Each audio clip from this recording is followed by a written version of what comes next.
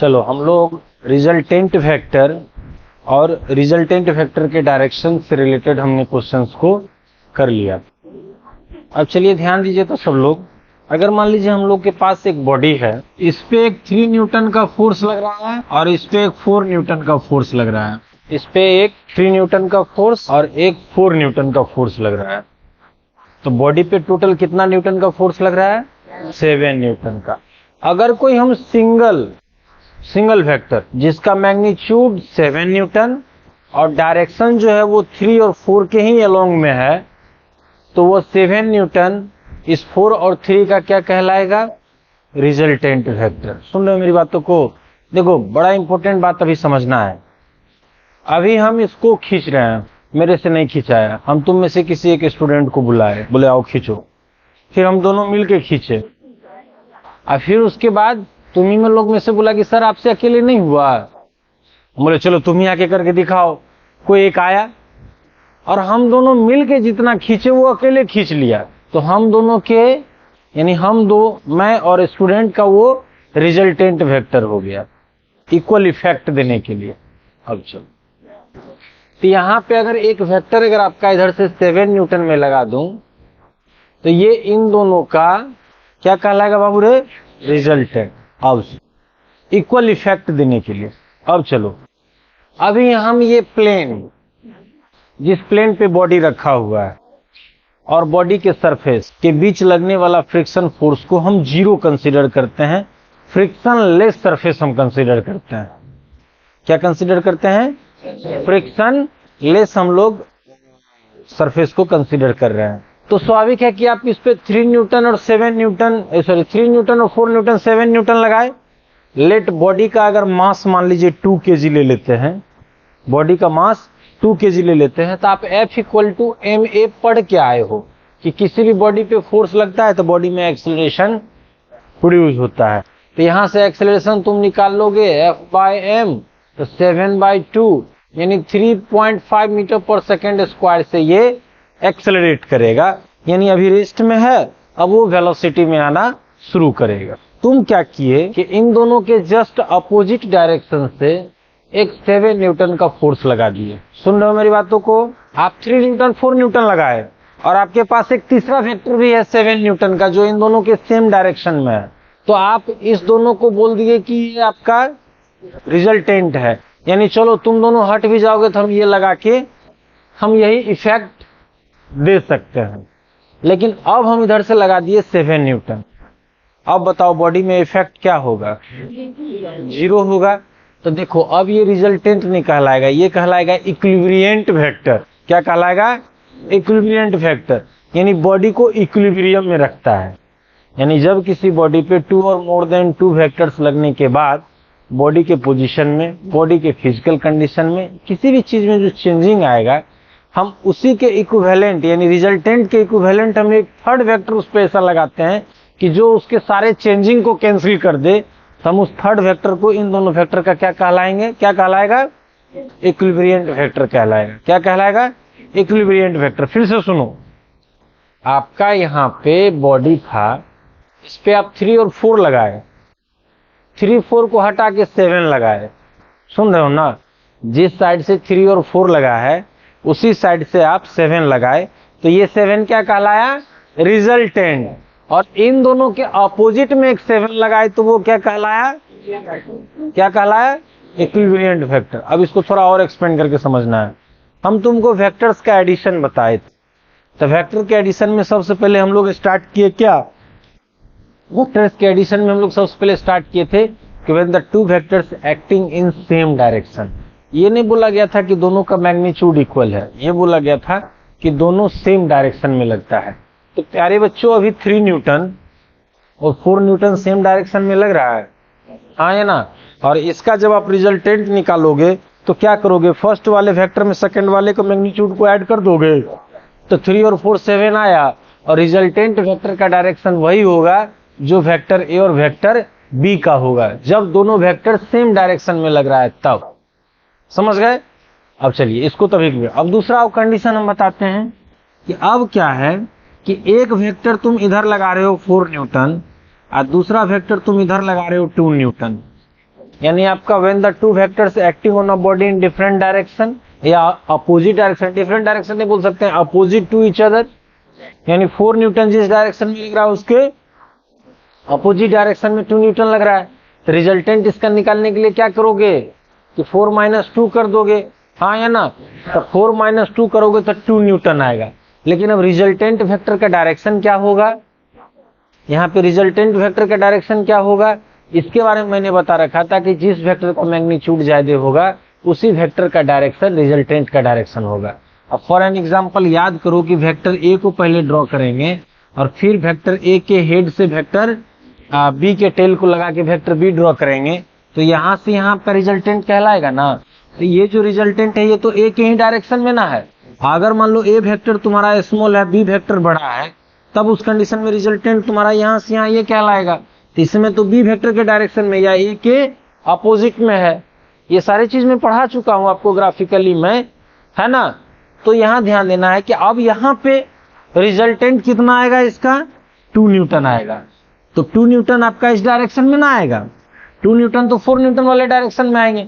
अब यहाँ पे इक्विवेरिएंट वेक्टर का मान कितना चाहिए हमको, 2 न्यूटन।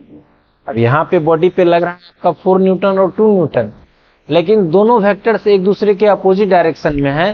तो रिजल्टेंट जो है हमारा लार्जर मैग्नीट्यूड वाले वेक्टर में स्मॉलर मैग्नीट्यूड वाले वेक्टर को हम माइनस कर देते हैं और फाइनली हमारा 2 newton in the direction of 4 newton आया है। तो अब हम उस बॉडी पे 2 newton opposite to the direction of 4 newton लगा देंगे।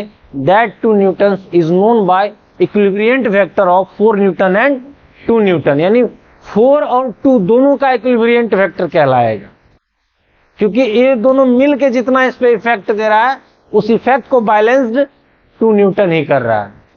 अब जैसे मान लो कि जो ऐसे करके कोई आदमी खड़ा है, ऐसे ऐसे तुम लोग स्कूल में सीखा होगा, खेला होगा, इधर से 2 स्टूडेंट खींच रहा है, इधर से 3 खींच रहा है, और ये बीच वाला खड़ा है ना इधर जा रहा है ना उधर जा रहा है, तो क्या है, ये दोनों, ये तीनों का इक्विवेरिएंट वेक्टर है, और ये दोनों इन तीनों का इक्विवेरिएंट वेक्टर है, और ये तीनों इन दोनों का इक्विवेरिएंट वेक्टर है।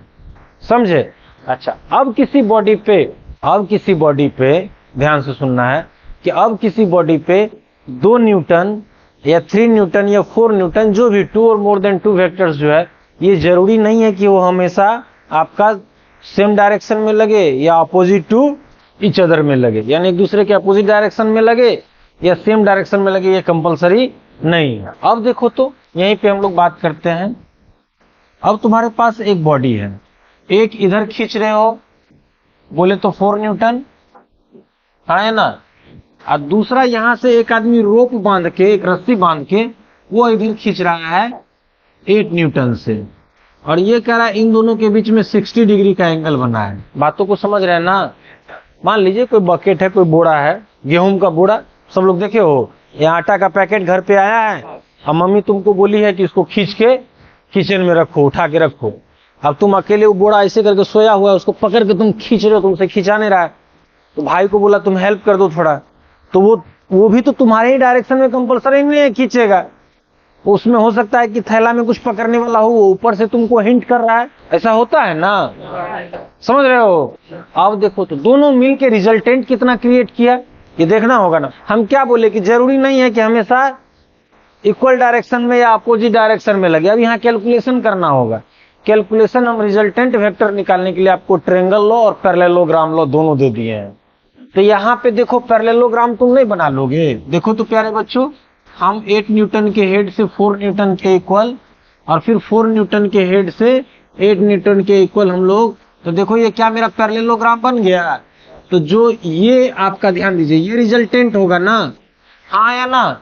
तो चलो तो रिजल्टेंट निकालते हैं। R equal to root under a square यानी 4 का square plus root under b square यानी 8 का स्क्वायर प्लस 2ab cos 60। क्या ये मैं नहीं पढ़ाया हूँ? समझ रहे हो ना सब लोग। तो चलो प्यारे बच्चों ध्यान दो, यहाँ पे आपका 16 प्लस 64 प्लस 2 इंटू 32 cos 60 की वैल्यू 1/2 ना। तो देखिए तो आपका यहाँ से 48 प्लस 64 कितना आ गया, 1112 आया ना जी। हाँ, इतना न्यूटन आपका रिजल्टेंट। इसको और सिंप्लीफाई कर सकते हैं हम लोग। कैसे करेंगे? बोलिए तो जरा, 112 को फैक्टराइज कीजिए तो कितना आ जाएगा, पहले 56 आएगा और फिर 28 आएगा, है तो हम लोग 4 रूट साइड 7 कर सकते हैं, 4 रूट 7 कर सकते हैं ना, तो चलो 4 रूट 7 न्यूटन। ध्यान दीजिए सब लोग, 4 रूट जब मेरा 7 न्यूटन, इसका आपका रिजल्टेंट आया 8 और 4 लग रहा है, लेकिन दोनों मिलके देख कितना रहा है, 4 रूट 7 न्यूटन। अब सुनो, अब इसका डायरेक्शन भी तुमको चाहिए, इसकी समझ देखो कहां पे जरूरत पड़ेगा वो देखना है। तो क्या पढ़ाए हैं, बी साइन थीटा बटा ए प्लस बी कॉस थीटा, ये सब एकदम याद रखना है। तो बी वेक्टर हमारा 8 है, 8 इंटू साइन हाउ मच 60, और आपका ए का वैल्यू 4 प्लस 8 इंटू कॉस 60। तो बाबू रे यहाँ पे 4 रूट 3 में डायरेक्ट लिख दूं। अब देखो कैसे, तो साइन 60 का वैल्यू रूट 3/2 होता है, साइन 60 का वैल्यू, तो 2 से 8 को कट करोगे तो 4 होगा ना, तो 4 रूट 3 में डायरेक्ट लिखूं। चलो डिवाइडेड बाय, अब देखो 4, अब यहाँ पे 8 इंटू 1/2, 8 इंटू 1/2, तो 2 से 4 को कट कर, 2 से 8 को कट करोगे 4, तो 4 4 8, हाँ है ना, तो कितना आ गया रूट 3/2, 10 बीटा इक्वल टू ना, तब बीटा इक्वल टू यहाँ से वैल्यू तुम निकाल लोगे 10 इनवर्स रूट 3/2। ये डायरेक्ट मेरा वैल्यू नहीं है, ये डायरेक्ट वैल्यू नहीं है, लेकिन अभी देखो कैलकुलेशन के पर्पज से हमको सीखना होगा। देखो तो मैं डाटा निकालता हूं 40 पॉइंट, तो 40 डिग्री, तो देखो ये जो एंगल देखो, अब ये दोनों के बीच में 60 था, ये कितना आ गया तुम्हारा 40 डिग्री। सुनो, अब ये तुम्हारा रिजल्टेंट, यानी तुम लगाए इस पे 4 न्यूटन खींचने के लिए, इसको पुल करने के लिए, फ्रेंड या भाई ने लगाया 8 न्यूटन, लेकिन पैकेट पे लग रहा है रिजल्टेंट कितना 4 रूट 7 न्यूटन, ना 4 लग रहा है ना 8 लग रहा है 4 रूट 7, और जो लग रहा है उसका डायरेक्शन यानी इसका है 40 डिग्री। यानी अगर ये पैकेट चलेगा तो ना हॉरिजॉन्टली चलेगा ना वर्टिकली चलेगा, ये 40 डिग्री में आपका इस डायरेक्शन में चलेगा। तो अब सुनो, ये आर वेक्टर जो है 4 रूट 7 40 डिग्री, 8 न्यूटन और 4 न्यूटन का क्या है, रिजल्टेंट वेक्टर है।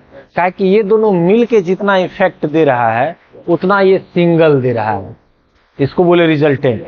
अब इक्विलिब्रिएंट किसको बोलेंगे, इक्विलिब्रिएंट का मतलब कि बॉडी में कोई चेंजिंग नहीं होना चाहिए।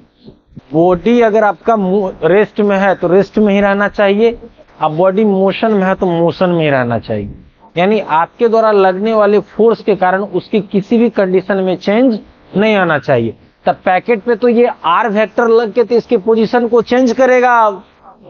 तो यहाँ पे अब सुनो रे मेरे प्यारे बच्चों, जस्ट इस आर के अपोजिट में जो वेक्टर, मान लो पी वेक्टर जो लिखोगे आर के अपोजिट में, ये दोनों मिलके जितना इफेक्ट दिया उसके अपोजिट डायरेक्शन में तुम एक फोर्स लगाओगे तभी ना इसको कैंसिल करेगा।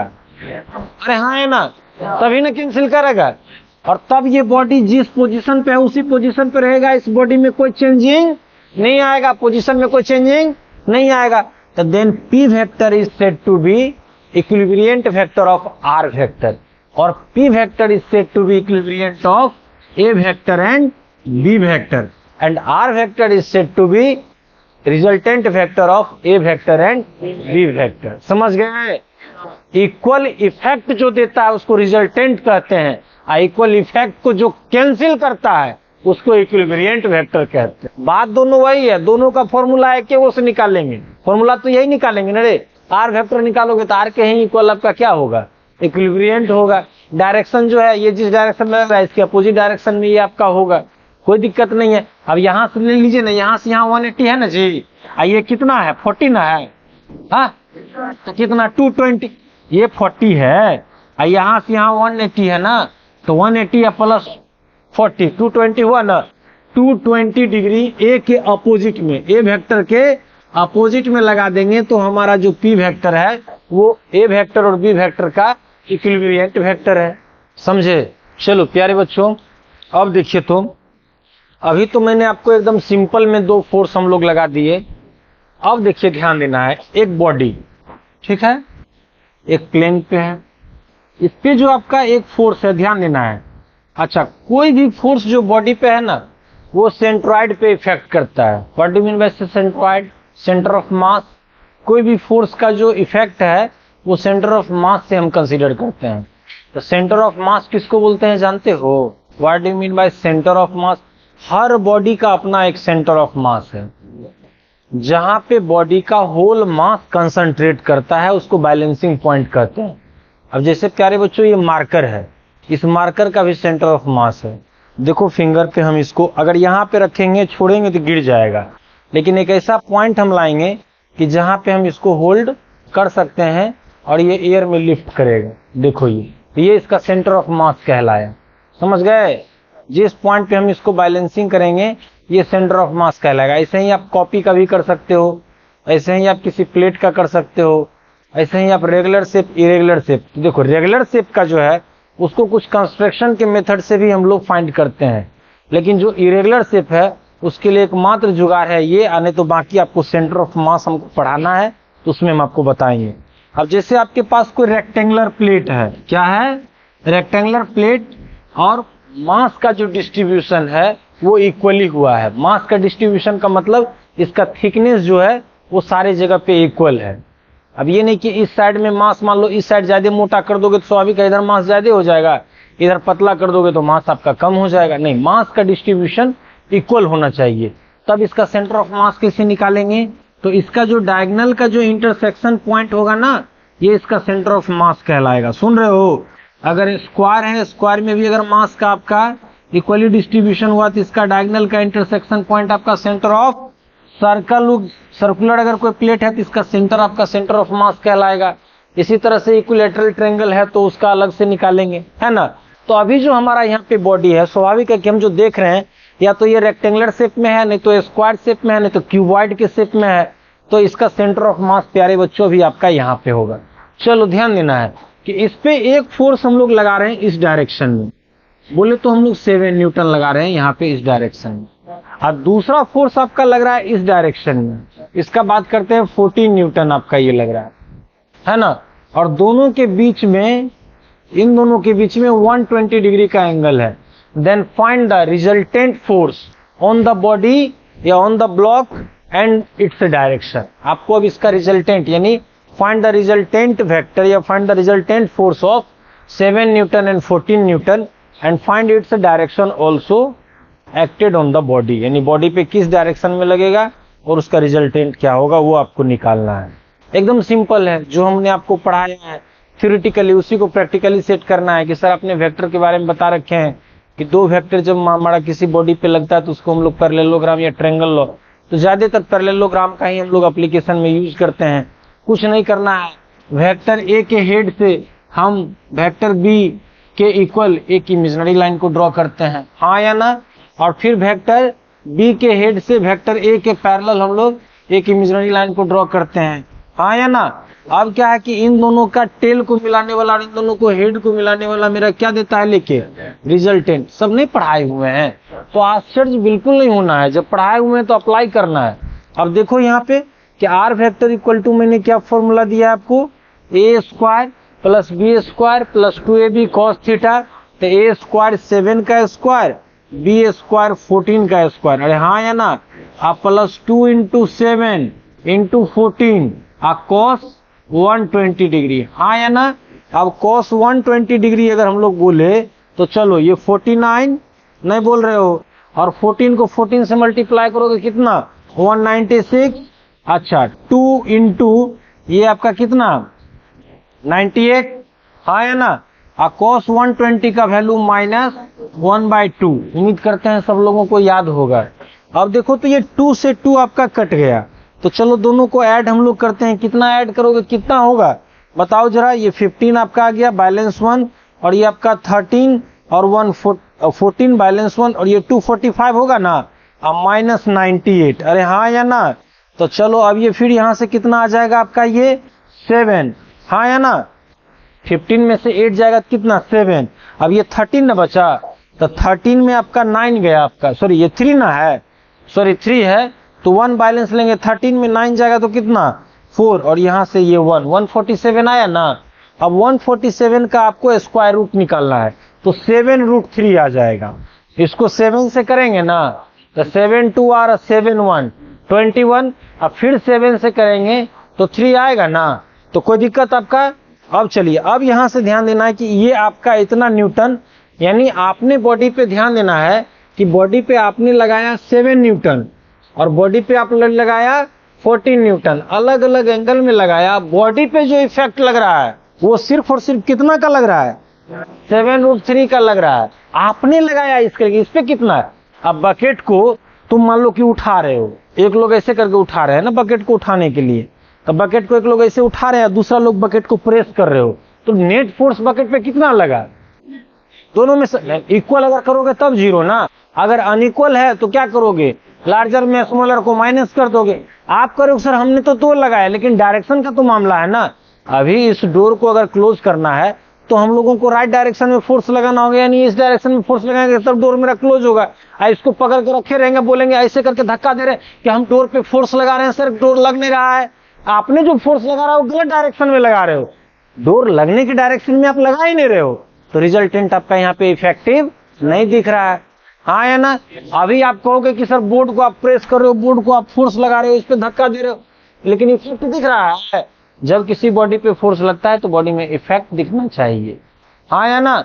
तो चलो प्यारे बच्चों, तो ये आपका 7√3 इसका न्यूटन आपका रिजल्टेंट है। डायरेक्शन क्या होगा, तो डायरेक्शन का फॉर्मूला आपका है 10 बीटा इक्वल टू, है ना, तो b equal to how much 14 और साइन 120 और ये आपका 7 प्लस 14 और कॉस 120। देखिए तो यहाँ पे ध्यान दीजिए प्यारे बच्चों, 14 साइन 120 का वैल्यू √3/2। अब चलो यहाँ पे ध्यान देना है, 7 आप प्लस 14 इंटू -1/2, तो ये 7 ना जी, तो चलो तो ये भी 7 ना, तो कितना 7√3 और 7 माइनस 7, तो 7√3/0, यानी ये कितना का वैल्यू होता है, 1090 का वैल्यू होता है। तो therefore beta equal to how much 90 degree. तो प्यारे बच्चों beta equal to how much 90 degree. अब बीटा किसके साथ एंगल बनाता है, ए के साथ। बीटा किसके साथ बनाता है, ए के साथ। तो अभी हमारा यहाँ डायग्राम चूंकि हम लोग फ्री हैंड ड्रॉ कर रहे हैं, वो एग्जैक्ट 7 न्यूटन होगा, तो 14 तो इसके डबल ना होगा जी, नहीं बोल रहे हो। तो आपका यहाँ पे जो ये फोर्स लग रहा है ये इस बॉडी पे परपेंडिकुलर डायरेक्शन में लग रहा है। यहाँ पे जो डायग्राम हम लोग एक तो रफली बनाए हैं ना, एग्जैक्ट ग्राफ के अकॉर्डिंग तो नहीं बनाए कि इसको 14 लेंगे तो इसको तो डबल लेंथ, मतलब इसको 7 लेंगे तो डबल लेंथ मतलब 14 लेना होगा। यानी अब जो आपने इस बॉडी पे, समझो इसको, आपने इस बॉडी पे फोर्स लगाया कितना 7 और 14 अलग अलग डायरेक्शन में, लेकिन बॉडी पे लग रहा है रिजल्टेंट कितना 7√3 अपवर्ड डायरेक्शन। किस डायरेक्शन में, यानी बॉडी में डिस्प्लेसमेंट किधर होगा, अपवर्ड में होगा, समझे। तो अब आपका ये 7 न्यूटन और 14 न्यूटन का क्या कहलाया, रिजल्टेंट। अब इक्विलिब्रियंट वेक्टर कौन, कि जो इस इफेक्ट को 0 कर दे। तो इस इफेक्ट को कब 0 करेगा, इसी के डायरेक्शन में लगाओगे तो और बढ़ जाएगा, रिजल्टेंट में एक और फोर्स ऐड हो जाएगा, एक तीसरा रिजल्टेंट आ जाएगा ना। तो हम अब यहाँ पे 7√3 का डाउनवर्ड डायरेक्शन में फोर्स लगाएंगे, या opposite to the direction of R vector, and that vector is known by equilibrant vector of vector A and B, and R vector is known by resultant vector of A and B. यानी A और B का resultant कहलाएगा are, और are के opposite direction में equal magnitude का जो force होगा वो ए और बी का कहलाएगा इक्विलिब्रियंट वेक्टर। अब अगला क्वेश्चन क्या है, ध्यान दो। अब यहाँ पे एक बॉडी जो है ना, देख रहे बाबू, एक बॉडी यहाँ एयर में लिफ्टिंग पे है, इसको 2 लोग मिलकर झपट्टा मार रहा है। मान लो एक शिक्षा कुंज के टॉप फ्लोर पे स्टूडेंट हो, जो इससे रस्सी बांध के तुम इसको ऊपर की ओर खींचना चाह रहे हो, है ना। और तुम जो फोर्स लगा रहे हो, ऐसे इतना छोटा फोर्स तो तुम लगा नहीं सकते हो, लेकिन अभी हमने 5 न्यूटन ही बोला है। कितना बोला है, 5 न्यूटन बोला है। और एक दूसरा स्टूडेंट ये रस्सी को पकड़ के नीचे ना खींच के ये इधर खींच रहा है 10 न्यूटन से। ऐसा हो सकता है, नहीं हो सकता है।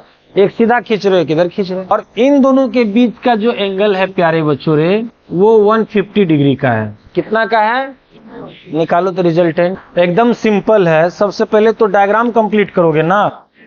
तो देखो यहाँ से अगर इसको तुम सुनो प्यारे बच्चों, ए वेक्टर इसको लोगे, तो चलो बी वेक्टर इसको लेते हैं। तो ए वेक्टर के हेड से क्या बी के पैरेलल ना, हाँ या ना।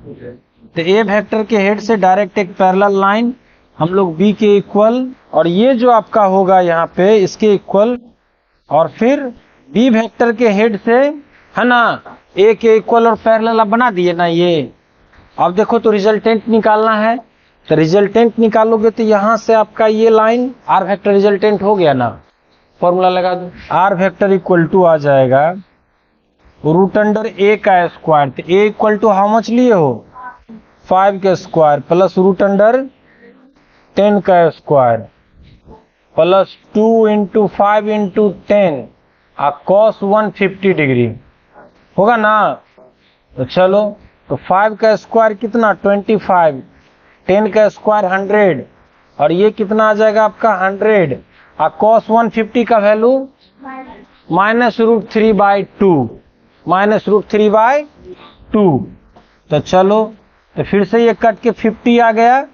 तो देखो यहाँ 125 माइनस 50 इंटू 1.732 आएगा ना।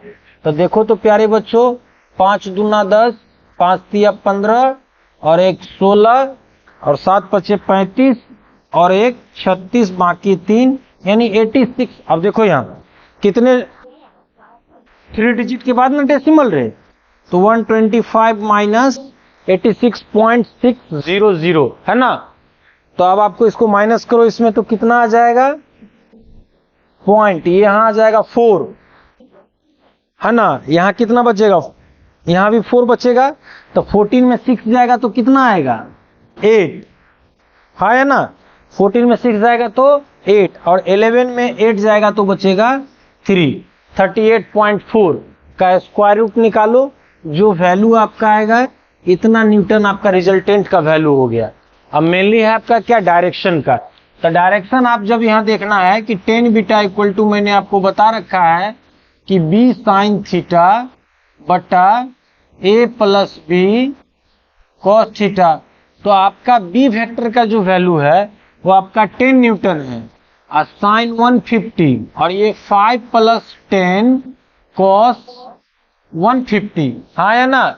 तो चलो देखो तो यहाँ पे आपका कितना आ जाएगा 10, और साइन 150 का वैल्यू 1/2, और 5, और फिर से यहाँ देखो cos 150 का वैल्यू -√3/2, तो ये कैंसिल, तो ये 5 आ गया ना।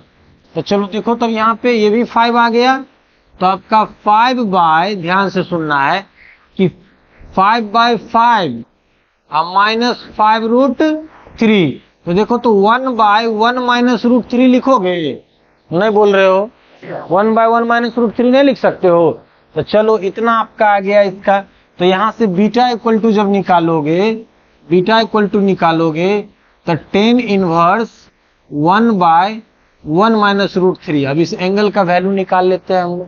तो देखो एंगल का वैल्यू निकालते हैं, -53 डिग्री, -53 डिग्री। तो ध्यान दो यहाँ से एंगल किसके साथ बनता है, ए वेक्टर के साथ ना। तो ए वेक्टर के साथ क्लॉकवाइज डायरेक्शन में आओगे तो एंगल क्या बनेगा, माइनस बनेगा ना। तो -53 डिग्री, ठीक है, बन गया, कोई दिक्कत। तो ये आपका आ गया रिजल्ट। तो आपका वेक्टर ए और वेक्टर बी का ये कहलाया रिजल्टेंट, और इसके अपोजिट में जो वेक्टर आप लेंगे जस्ट इसके अपोजिट डायरेक्शन में, अगर मान लीजिए ये 53 डिग्री -53 डिग्री, अगर ये मान लीजिए इसका डायरेक्शन अगर ईस्ट बता रहा है तो इसके जस्ट अपोजिट में अगर आप वेस्ट में लेंगे और कितना √38.4 न्यूटन, तो ये इसका इक्विलिब्रिएंट वेक्टर कहलाएगा। तो रिजल्टेंट और इक्विलिब्रिएंट आया समझ में। तो अभी तो बॉडी पे 2 फोर्स लग रहा है, तब हम आपको रिजल्टेंट निकालना सिखाए हैं। अब 3 लगेगा, 4 लगेगा, 5 लगेगा, 10 लगेगा, तो उसको कैसे बनाएंगे। अब ध्यान दीजिए, अब हम लोग 3 फोर्स 4 फोर्स को एक ही बार हम लोग असेंबल करते हैं। देखो कैसे बनाते हैं। मान लो एक बॉडी है, एक आपका फोर्स लगा इस पे 4 न्यूटन का इस डायरेक्शन में। तो मैंने क्या बोला कि सेंटर ऑफ मास पे ही सारे फोर्स का इफेक्ट हम ड्रॉ करते हैं। दूसरा फोर्स आपका लगा इस डायरेक्शन में जो आपका 6 न्यूटन का है। तीसरा फोर्स प्यारे बच्चों इस डायरेक्शन में लगा, और चौथा फोर्स हम लोग बोले तो एक इस डायरेक्शन में हम लोग ले लेते हैं। इसका 8 न्यूटन वैल्यू कर देते हैं, इसका 2 न्यूटन कर देते हैं। तो थोड़ा छोटा ही रखना है, 2 न्यूटन है तो, क्योंकि दिखना भी चाहिए ना कि 2 न्यूटन का लाइन से 4 न्यूटन का लाइन बड़ा है या नहीं। और 4 न्यूटन को छोटा सा लाइन में ड्रॉ करोगे, 2 न्यूटन को बड़ा सा करोगे तो रिप्रेजेंटेशन गलत हो गया ना। जबकि हम पढ़े हैं कि वेक्टर को रिप्रेजेंट हम एरो के द्वारा करते हैं, और लेंथ ऑफ एरो हमारा उसका मैग्नीट्यूड और डायरेक्शन ऑफ एरो उसका डायरेक्शन को बताता है, सिंबल ऑफ एरो उसके डायरेक्शन को बताता है। अब सर ये एंगल को डिफाइन करना है, तो कुछ नहीं, आप इसके सेंटर ऑफ मास से एक हॉरिजॉन्टल लाइन और एक वर्टिकल लाइन को पास तो करा ही सकते हैं प्यारे बच्चों, हाँ है ना, कोई दिक्कत। तो आपको कह रहा है कि इसके साथ आपने बना लिया है 60 डिग्री, इसके साथ आपने एंगल बना लिया है 30 डिग्री, तो इसके साथ कितना बनाए 90 प्लस 30, नहीं बोल रहे हो, और इसके साथ कह रहा है आपको बनाए हो 30, तो इसके साथ 270 माइनस 30 रहे 240 नहीं बनाए हो। अब आपको ये वैल्यू दिया होगा, आपको कह रहा है इसका रिजल्टेंट निकालिए। अब किसी बॉडी पे 4 फोर्स 4 लोगों के द्वारा, 3 फोर्स ने ड्रॉ किया, नहीं 4 फोर्स 4 आदमी के द्वारा, मान लो एक खाने के फूड पैकेट सभी मैंने इस क्लासरूम में लाया कि तुम लोग आज सुबह सुबह नाश्ता करके नहीं आए हो, हम तुम लोगों को कुछ नाश्ता कराते हैं, और मेरा क्लास का टाइम भी दूसरे क्लास में हो गया है, तो हमको दूसरे क्लास में जाना भी है। तो मैंने मनीष जी को बोला कि चलिए जो मैंने इवनिंग में एक फूड पैकेट्स लाया है वो इन बच्चों के बीच में डिस्ट्रीब्यूट कर दीजिए। अब फूड पैकेट क्लासरूम में एंट्री ही लिया कि तुम लोगों को भूख इतना ज्यादा लगा हुआ है कि तुम लोग वेट भी नहीं किया कि उसमें से निकाल के हम लोगों को मिलेगा, तुम लोग उस पर कूद पड़े, कोई इधर खींच रहे हो, कोई उधर खींच रहे हो, कोई उधर खींच रहे हो कि खींचेंगे तो हम 4 लोग मिलके अपने में डिस्ट्रीब्यूट कर लेंगे। अब वो फूड पैकेट जाएगा किधर, तो मान लो एक ग्रुप 6 न्यूटन लगा रहा है, एक ग्रुप 4 न्यूटन लगा रहा है, एक ग्रुप 8 न्यूटन लगा रहा है, और एक ग्रुप 2 न्यूटन लगा रहा है। अब वो फूड पैकेट्स का रिजल्टेंट क्या होगा, वो किसको मिलेगा और किस डायरेक्शन में जाएगा, अभी पहले कैलकुलेशन करेंगे तब ना, ऐसे कैसे बोल देंगे। वो देख के लग रहा है कि जो भाई कहाँ 8 न्यूटन, अच्छा यहाँ वाला है, मतलब 8 न्यूटन ज्यादा लग रहा, हो सकता है तीनों आपस में गठबंधन कर ले, महागठबंधन बना ले कि हम तीनों मिल जाते हैं, तब देखो तो इसको ना, तब रिजल्टेंट इसका निकालना है। अब सुनो प्यारे बच्चों, हम लोग अभी तक 2 वेक्टर्स हमारा था, हम उसको पैरेललोग्राम लॉ से हम लोग निकाल लेते थे। इसको जो हम लोग सॉल्व करेंगे वो रिसोल्यूशन ऑफ वेक्टर के मेथड से सॉल्व करेंगे। किस मेथड से, रिसोल्यूशन ऑफ वेक्टर से। सर ये रिसोल्यूशन ऑफ वेक्टर क्या है, तो चलो प्यारे बच्चों ध्यान दो, यहाँ पे मैंने तुमको सारी बात सिखा रखा है, लेकिन मैं फिर से एक बार रिवाइज कर देता हूँ। लेट दैट ये तुम्हारा ए वेक्टर है, और ये इसके साथ एंगल आपका थीटा बनाया, याद करो पोलर कोऑर्डिनेट, सुन रहे हो ना, याद करना है क्या, पोलर कोऑर्डिनेट, पोलर कोऑर्डिनेट पढ़ाए थे ना।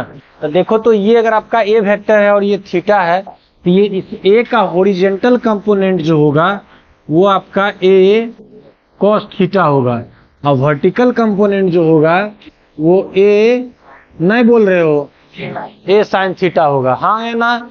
ये इसी तरह से यहाँ पे अगर कोई वेक्टर अगर तुम्हारा पी है, इसके साथ एंगल अगर थीटा बना लिया, तो जिसके साथ एंगल बनाया वो क्या होता है, हॉरिजॉन्टल कंपोनेंट कॉस थीटा, और जो पी कॉस थीटा पे परपेंडिकुलर होगा, तो सर ये भी लाइन तो परपेंडिकुलर है, नहीं, इस पे वो परपेंडिकुलर लेना है जिसके मिड में आपका ये आए। अगर ये तुम ले लोगे तो इसके मिड में ये आ रहा है, तो ये आपका आ गया वर्टिकल कंपोनेंट, और इसका वैल्यू आ जाएगा पी साइन थीटा। और इन सारे को मैंने वेक्टर्स के फॉर्म में, और इन सारे का मैंने रिजल्टेंट निकाल के, मैंने सब कुछ प्रूफ करके आपके कॉपी में कर रखा है। पोलर कोऑर्डिनेट जब हम पढ़ा रहे थे, कार्टेशियन कोऑर्डिनेट जब पढ़ा रहे थे, उस समय सब कुछ का फाउंडेशन हम आपको बता रखे हैं। अब सबका एप्लीकेशन हम लोगों को यूज करना है, समझना है, ठीक है। कुछ बातें आप भूल गए होंगे, हम फिर बता रहे हैं, उसको घर पे जाके रिवाइज कीजिएगा। और लेक्चर्स भी अब आप लोग के क्लास का अपलोड होता है, तो वहां भी जाके देख लीजिएगा, तो फिर से आपको जो हम बोल रहे हैं। तो चलो मेरे प्यारे बच्चों, अब ध्यान देना है कि इसको कैसे सॉल्व करेंगे, इस मेथड से। तो सबसे पहले हम सबका यहाँ पे कंपोनेंट को लिखेंगे। तो ध्यान देना है कि 4 न्यूटन मेरा एक्स एक्सिस पे ही है, 4 न्यूटन तो ऑलरेडी एक्स एक्सिस पे है, तो उसका y कंपोनेंट 0 है। The point lies on x axis, it means कि y coordinate and z coordinate will be 0। अरे हाँ या ना, जो लाइन एक्स एक्सिस पे ही है वो वाई में और जेड में क्या है, 0 है। अगर मैं ईस्ट में जा रहा हूं तो मैं नॉर्थ में कितना जा रहा हूं, नहीं हो गया। नॉर्थ ईस्ट में जाएंगे तब ना कुछ वैल्यू नॉर्थ का होगा, कुछ वैल्यू ईस्ट का होगा। हम जा रहे हैं ईस्ट में तो नॉर्थ में कितना जा रहे हैं, साउथ में कितना जा रहे हैं। तो यहाँ पे ऑलरेडी आपका एक्स एक्सिस पे है, तो आपका इसका वाई और जेड बाकी कंपोनेंट्स क्या होंगे, 0। चलो अब देखो ये 6 न्यूटन एक्स एक्सिस के साथ कितना डिग्री का एंगल बना रहा है, 60 डिग्री का। तो इसका हॉरिजॉन्टल कंपोनेंट आ जाएगा 6 cos 60 और वर्टिकल कंपोनेंट प्यारे बच्चों 6 sin, समझ में आया। अब देखो यहाँ पे 2 न्यूटन 30 डिग्री किसके साथ बना रहा है, y के साथ। इसका हॉरिजॉन्टल कंपोनेंट 2 cos 30, कितना 2 cos 30 और वर्टिकल कंपोनेंट 2 sin 30, है ना, वर्टिकल कंपोनेंट 2 sin। अब चलो यहाँ पे 8 न्यूटन का आपका y एक्सिस के साथ 30 ना, तो ये आपका क्या आ जाएगा 8 cos, नहीं बोला, और दूसरा आपका यहाँ से 8 sin, समझ गए। पहले तो कंपोनेंट ड्रॉ कर लिए। अब हम तुमको वेक्टर में आई और जे बताए हुए हैं। आई और जे, एक्स एक्सिस का डायरेक्शन आई कैप और वाई एक्सिस का डायरेक्शन, अरे हाँ है ना, आई कैप। और एक बात तो और भी तुम जानते हो कि ये मेरा एक्स पॉजिटिव रिप्रेजेंट कर रहा है, ये मेरा एक्स। अरे दो फोर्स इस डायरेक्शन में लग रहे हैं, दूसरा फोर्स अपोजिट में लग रहा है, तो डेफिनेटली है कि इस वैल्यू में इस वैल्यू को माइनस करेंगे, हाँ है ना। और अब देखो जो मेरा एंगल में अलग अलग था हम उसको एक लाइन पे ले आए। अब या तो मेरा फोर्स वाई एक्सिस पे है या तो एक्स एक्सिस पे है, और एक्स एक्सिस का मेरा डायरेक्शन आई कैप होता है और वाई एक्सिस का डायरेक्शन मेरा जे कैप होता है। तो प्यारे बच्चों एक लाइन में आर वेक्टर लिखेंगे, एकदम कॉपी उपी होल्ड करो, सब बोर्ड को देखो, एक लाइन में आर वेक्टर लिखेंगे। पहले हम लिखते हैं आई कैप एक्स एक्सिस के लिए। अब एक्स एक्सिस का जो पॉजिटिव डायरेक्शन वाला है उसको हम पहले लिखेंगे। तो पहले कौन है आपका 4 न्यूटन, तो अब सब तो न्यूटन में ही है तो बार बार न्यूटन लिखने की जरूरत नहीं है। 4 प्लस 6 cos 60, हाँ या ना, पॉजिटिव को लिख ली। अब निगेटिव लाते हैं, माइनस 2 sin 30 अब माइनस 8 sin 30, अरे हाँ या ना, आपने आई कैप पूरा लिख लिया। अब चलो प्लस जे कैप, हाँ या ना, तो जे कैप का पॉजिटिव कितना 6 sin 60 अब प्लस 2 cos 30, अब चलो माइनस 8 cos, और कुछ है आपने लिख दिया ना। अब चलो सब में थीटा का वैल्यू को हम लोग पुट करके अब पहले इसको करते हैं। देखो तो यहाँ 4 प्लस 6 इंटू 1/2, 2 इंटू 1/2, 8 इंटू 1/2, अरे हाँ या ना, आप प्लस जे कैप 6 इंटू √3/2 अब प्लस 2 इंटू √3/2 माइनस 8 इंटू √3/2, हाँ या ना। तो चलो 2 से ये 3 आ गया, फिर 2 से 2 कैंसिल, ये 4 आपका आ गया। ये देखो तो आपका ये 3 आ गया, ये आपका कट गया और ये आपका 4 आ गया, हाँ या ना। तो चलो प्यारे बच्चों अब आई देखते हैं, यहाँ 4 प्लस 3 7, अरे देखो 1 माइनस 1 माइनस 4 माइनस 5 ना, तो 7 में माइनस 5 गया तो कितना बचा, कोई दिक्कत। फिर चलो जे कैप, अरे हाँ या ना। अब देखो 3√3 और √3 कितना आ गया 4√3 और माइनस 4√3, आपका 4 3 7 माइनस 1 और माइनस 4, तो 2 आया ना, आया ना। अब चलो यहाँ पे 3√3, यहाँ पे आपका क्या था साइन 60 का वैल्यू होता है ना √3/2, तो कैंसिल किए ना, तो आपका 3√3। यहाँ पे देखो आपका 2 इंटू कॉस 30 वैल्यू √3/2, 2 से 2 कैंसिल, तो 3√3 प्लस √3 4√3, और यहाँ पे आपका माइनस 8 cos 30 है ना, हाँ माइनस 8 cos 30 है ना जी, नहीं बोल रहे हो, ये 8 cos 30 तो √3/2, तो ये आपका माइनस 4, तो ये कितना आ जाएगा 0, अरे हाँ या ना। लो तुम्हारा रिजल्टेंट क्या आ गया, R vector equal to 2i cap in newton, यानी इस डायरेक्शन में आपका रिजल्टेंट जा रहा है 2 न्यूटन से। लगाए तो तुम इतना सारा फोर्स, और डायरेक्शन देखो 2 न्यूटन का, कह रहा था कि 1 न्यूटन वाला झपट्टा मारेगा, पैकेट लेके इधर चला गया, नहीं आया। आर वेक्टर बराबर मैग्नीट्यूड चाहिए तो आर का मॉडुलस निकाल लो, तो रूट अंडर आई के साथ कितना है 2 का स्क्वायर, जे और के के साथ तो है ही नहीं, तो 2 का स्क्वायर रूट अंडर तो 4, 4 का रूट 2 न्यूटन। डायरेक्शन क्या आई कैप, डायरेक्शन क्या, अब आई कैप तुम्हारा ईस्ट में है तो ईस्ट हो गया, या एक्स एक्सिस में हो गया। समझ में आया? अभी हम दो ही फोर्स लेते हैं, ये तुम्हारे लिए और ज्यादा इजी हो जाएगा, है ना। बोलो, अभी हम लोग एक्स एक्सिस वाई एक्सिस नहीं, यहाँ पे एक ले लें 30 डिग्री पे 3 न्यूटन ले लेते हैं, कोई दिक्कत? हाँ, और एक बताओ कहाँ पे ले लूं? सेकंड कोऑर्डिनेट में ले लें, 45 डिग्री पे ले लें कि 60 डिग्री पे लें? बोलो 45 किसके साथ लें, एक्स के साथ या वाई के साथ? वाई के साथ। चलो यहाँ 45 कर दिए, इसका वैल्यू 5 न्यूटन ले लेते हैं, कोई दिक्कत? अब देखो, ये तुम्हारा एक्स एक्सिस है तो आई कैप, और जे वाई एक्सिस है तो जे कैप, ये तो फिक्स ही है। वेक्टर का तो यही सीखना है ना। अब कुछ नहीं करना है तुमको। सबसे पहले देखो, इसको तुम पैरेललोग्राम से भी बना सकते हो। कैसे सर? ये 30 है तो ये कितना है? 60, 60 प्लस 45 105, तो दोनों वेक्टर के बीच में 105 डिग्री का एंगल बन रहा है। अरे हाँ या ना? अब 15 डिग्री का वैल्यू तुमको मालूम नहीं है तो थोड़ा सा दिक्कत होगा, लेकिन सिखाएंगे, बताएंगे, है ना। तब देखो, अब इसको यहाँ से क्या करेंगे, पैरेललोग्राम बना लेंगे, जो डायगोनल होगा रिजल्टेंट देगा। cos 105 का वैल्यू खाली पुट करना है। लेकिन और रिसोल्यूशन मेथड से इसको हम सिखाते हैं कि कैसे बनाएंगे।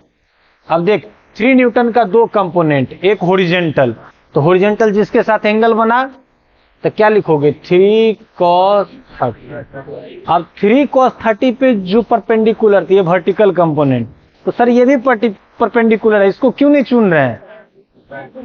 माइनस वाली बात नहीं है, आप इस पे वही परपेंडिकुलर चुनेंगे ताकि जिसके बीच में ये लाइज कर रहा हो, समझे। माइनस प्लस से कोई लेना देना यहाँ पे। तो चलो यहाँ पे अब आ गया आपका 3 sin 30, चूंकि वेक्टर है तो एरो का सिंबल लगाना होगा, हाँ है ना। अब चलो यहाँ पे फिर आपका ये 45 वाई एक्सिस के साथ में बना रहा है, तो यही तुम्हारा हो गया क्या? हॉरिजॉन्टल कंपोनेंट, और ये इस पे आ जाएगा वर्टिकल कंपोनेंट। क्यों आएगा, समझ गए? अब चलो, अब इसमें कुछ नहीं करना है, अब लिखना है हम लोग को रिजल्टेंट वेक्टर। रिजल्टेंट वेक्टर में तो जानते हैं ना कि वेक्टर के 3 कंपोनेंट आई, जे और के। तभी हम लोग 2D पर हैं तो आई और जे, आई और जे। तो यहाँ पे पहले लिखेंगे आई कैप। अब आई कैप पे बताओ, तो दो वैल्यू है, एक वैल्यू एक्स पॉजिटिव में है, एक वैल्यू एक्स, तो पहले पॉजिटिव वाला का 3 cos 30 माइनस 5 sin 45 हो गया।